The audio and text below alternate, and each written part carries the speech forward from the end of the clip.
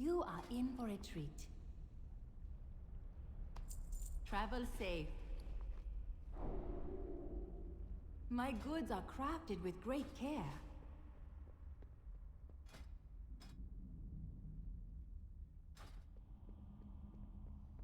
Greetings. Tread lightly, eyes open. Always be learning. Let us talk about the nature of power. In my hands, I hold a sword. I ask you, who wields the power? I do, for I wield the sword. Many thousands of years ago, the Mogu held all the power.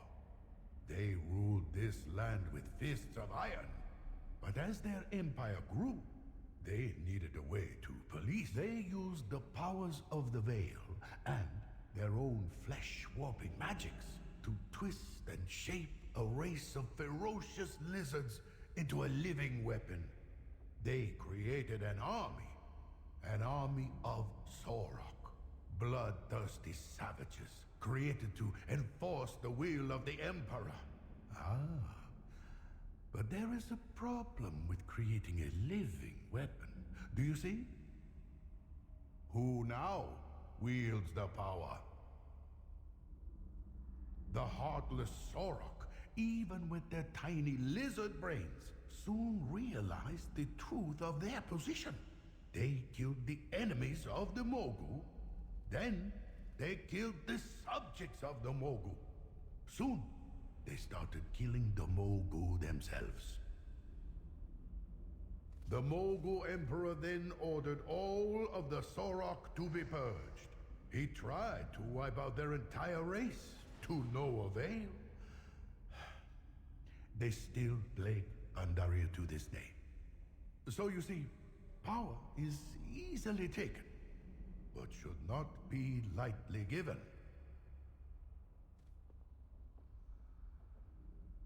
Oh, I seem to have lost my sword.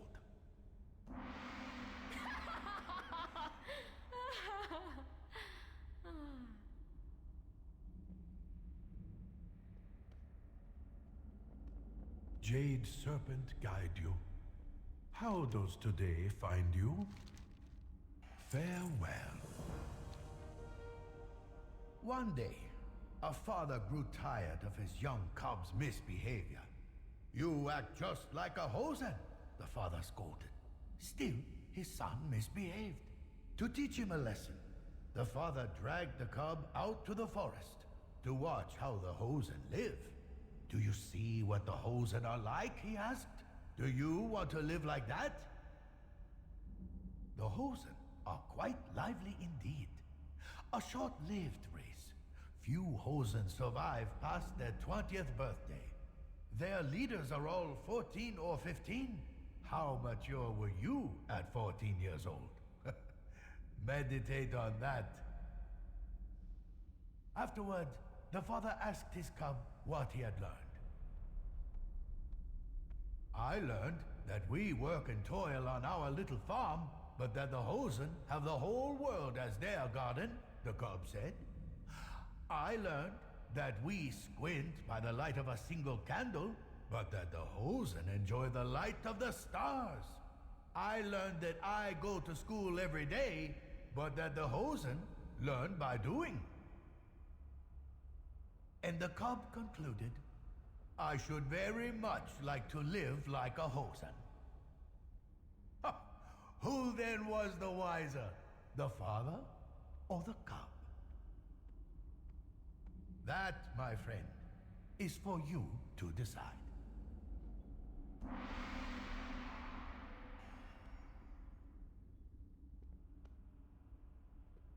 Every good story needs a hero. Jade Serpent guide you.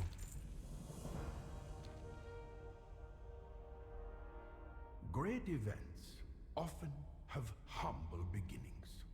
Consider a quiet pond. Still, the water is like a sheet of glass. Until I throw a stone. Such a small thing, but soon ripples engulf the whole of the lake. The Jinyu also have humble origins. Once primitive creatures, they were fortunate enough to live near the enchanted pools within the veil. The magic of the pools expanded their minds and grew their bodies until they became one of the great ancient cultures of Pandaria. The wisest of the Jinyu are very wise indeed. They can speak to the rivers the way you and I would consult our elders. In the whispering waters, they can hear the future. The Jinyu and their water speakers stand at the very heart of the greatest events in Pandaria's history. Their visions built empires, freed slaves, and warned our last emperor of the sundering that shattered Azeroth 10,000 years ago. Think about it. The smallest voice can change the world. Consider that, friend, the next time you decide to start throwing stones.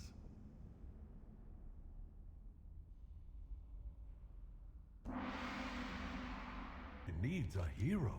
Tread lightly. What do you fear most in this world? Have you conquered your fear? Or has your fear conquered you? In the ancient days before the sundering of the world, the Mogul emperors ruled over Pandaria. My people were made slaves, and they were afraid. The Mogul were masters of pain and torture, of dark magics and brutal weapons. No Pandaren, Hosen, or Jinyu could resist the power they held. And my people were afraid. It was the Mogul who built the Serpent Spine. The most unlucky of slaves were sent to aid in its construction and defense, to be fodder for the Mantid. And my people were afraid. As the Empire grew, the Mogul began to experiment with the secrets of the Veil. They crafted terrible weapons of living flesh and stone, and my people were afraid. In their hubris, the Mogul never foresaw that their downfall lay in wait.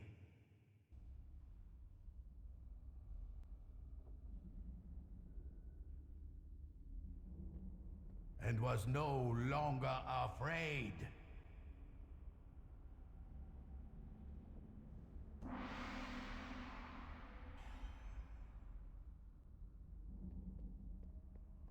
Pandaria welcomes you. Eyes open. Always be learning.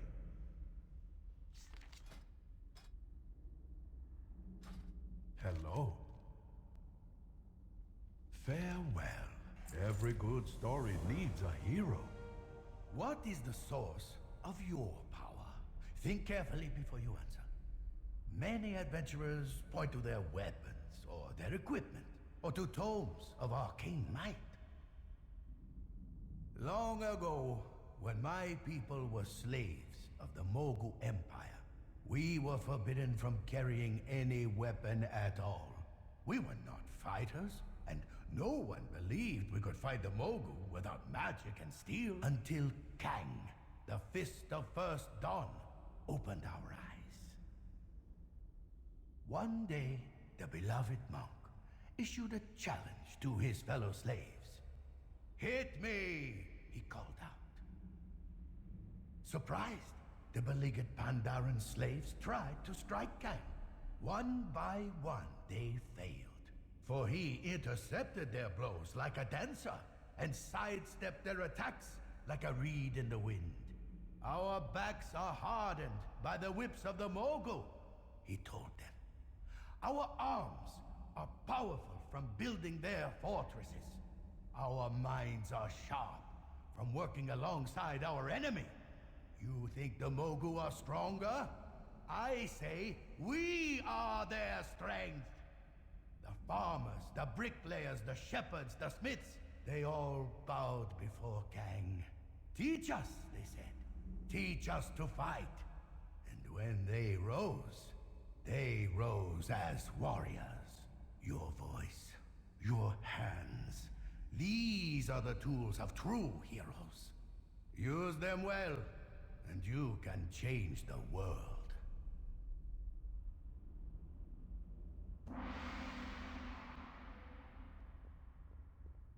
Farewell. Tread lightly. Jade Serpent guide you. Oh, my student. You wish to study the Mantid? Ah, be warned. The Pandaren frontier is littered with the graves of former pupils. The Mantid are harsh teachers.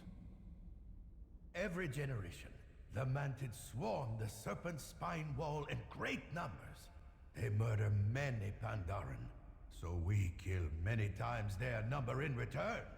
Yet each generation, they attack once more. Why do they do this? We Pandaren do not know. Our ancient writings indicate that the Mantid have always been here. They predate even the Mogu. Where did they come from? We Pandaren do not know. Perhaps if you were to befriend the Mantid and earn a reputation among them, they would teach you their secrets. But I warn you, nobody has ever befriended the Mantid. Here is what the Pandaren do know. By massacring our people, by slaughtering tens of thousands of Pandaren, generation after generation, they have taught us the value of life. A precious but fleeting gift, easily snuffed out in an instant. This is what the Mantid have taught us.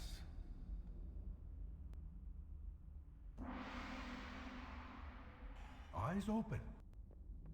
Hello. Jade Serpent guide you. Ah, you wish to learn of our last and greatest Emperor Shao Hao. Oh, my friend, I do not have the time here to recount all of his adventures. But his actions 10,000 years ago resonate to this very day. We know that he purged his doubts in the Jade Forest, that he cleansed himself of despair in the Krasarang Wilds, that he overcame his fear in the Town Long Steppes, and that he defeated anger, hatred, and violence high in the mountains of Kunlai. This is known, and there are temples to mark these most sacred of places. But I want you to imagine standing in this very valley on the day he returned from his journey. Imagine being here when the gates opened for him. By then, our Emperor was a creature of pure light. No doubts, no fears, no hatred. It is said that all the trees in the Vale blossomed as he entered, and continue to blossom to this day. Would that we could all live like our most sacred Emperor, that we could put aside all our burdens and exist in harmony with the cosmos. That, I believe, was his message to us, before he became one with the land and hid Pandaria away from the terror of the Sundering. Thank you, dear Emperor.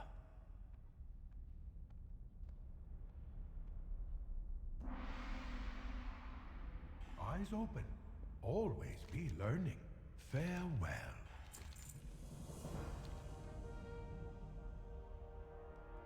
When the Sundering ripped apart the continents of Azeroth, we Pandaren thought that the rest of the world had been utterly destroyed. But as the centuries passed, one young explorer decided to see what was out there. His name was Liu Liang, and he set out to discover the world on the back of a turtle. We celebrate his bravery with statue and song. But if you were actually there, on the beach that very day, well, I'm sure he looked quite silly indeed. Oh, how the Pandaren laughed at him. But Liu Lang was more clever than anyone thought. Sea turtles always return to the beach where they were born. And so, despite the mists that envelop our land, he always had a way home. Every few years, he returned, with tales of mysterious cities in the sand, nomadic people living on endless grassy plains, a great empire under the ice, and a magical kingdom gilded in gold. Each time he returned, more and more Pandaren answered Liu Lang's call and joined him on his growing turtle. They were the bravest among us, the explorers, the adventurers. And that is the lesson of Liu Lang, my friend.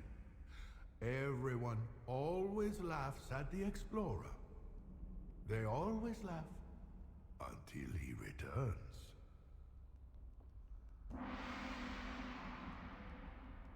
Tread lightly. How does today find you?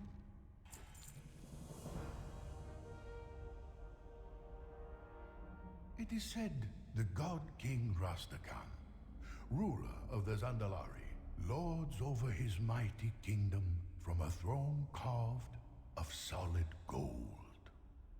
Years ago, as he sat upon this opulent seat of power, he was visited by the dark prophet Zul. Zul warned King Rastakhan of a terrible cataclysm, for Zul had seen a vision of the great armored dragon clenching the world in his ferocious jaws. King Rastakhan did nothing. Months later, Zul returned, bearing more grim news from his visions. He saw a legion of serpents pouring forth from a gaping fissure that tore open the floor of the ocean. Still, King Rastakhan did nothing. Finally, mere months before the cataclysm, Zul returned, tearing his clothes and throwing his staff to the ground. Zul spoke of earthquakes and tidal waves. He described the golden capital of Zandalar slowly sinking beneath the waves in the aftermath of the cataclysm. Its once great people drowning as their mighty work slipped forever beneath the sea. King Rastakhan tired of Zul and his troubling nightmares. To be rid of the prophet, he granted Zul the use of his largest ships so that he and his followers could seek a new land if his visions came to pass. And his visions did come to pass. When Deathwing rose from the maelstrom, dark, angry waves crashed into the Zandalari capital. The spine of the land broke in two, and soon the city and all its riches began to slide into the hungry sea. The Zandalari people turned to their king for help, but there was only one Zandalari equipped to help them, the Prophet Zul. The Prophet and the mighty war fleet he had assembled while his king sat idle. You see, the true power of kings and emperors stems from the power to aid their people. The moment they fail, they cede their power to the one who can.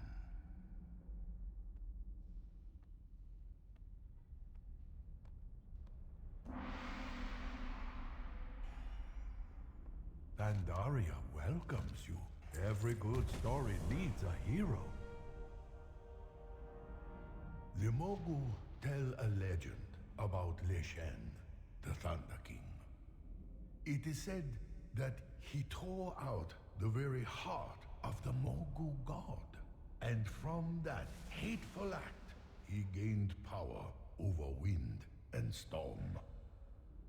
His followers fell to their knees before him. "We will call you the Lightning King," they said. But Le Shen did not agree. "Lightning strikes in an instant and is over in a flash," he said. "But thunder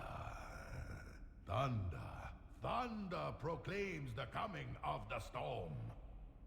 Thunder quakes the skies long before the lightning strikes, and thunder echoes in the hills long after lightning's power is spent. It is thunder that sends animals cowering and fills the hearts of peasants with dread. Let thunder be my herald, so that my power is felt throughout the land. I will be the Thunder King." Oh, my friend, that awful sound.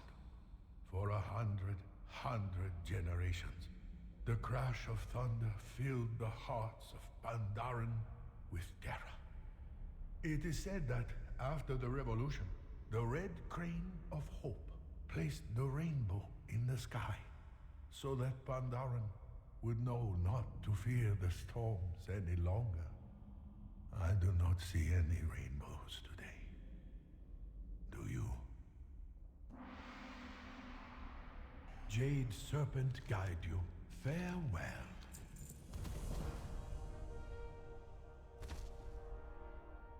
Fathers and sons, mothers and daughters. As parents, we pass our legacy on to our children. What values do we choose to instill in our progeny? What will our children learn from our mistakes? What sort of world will we create and leave behind for our daughters and sons? Parents place their children on a path, but they do not always know where the road will take them. The Mogu were children as well, children of the Titans. They were once a legion of stone, heartless and obedient. By the Titans' command, they fought the terrible servants of the old gods. They shaped the mountains and carved the rivers of the land. And they created a magical cradle of life in a hidden valley that we now call the Vale of Eternal Blossoms. But eventually, the Titans fell silent, and their creations were cursed with flesh. The Mogu grew restless. Many generations later, when the Thunder King united them, they seized upon their legacy. I truly believe now that the Mogu thought they were doing the work of the Titans. They fought against the Mantid and used the powers of the Veil to create new life. Oh, but such terrible works. Parents cannot always be assured of the legacy they will leave behind. How especially true this is when the parents are gods and their children monsters.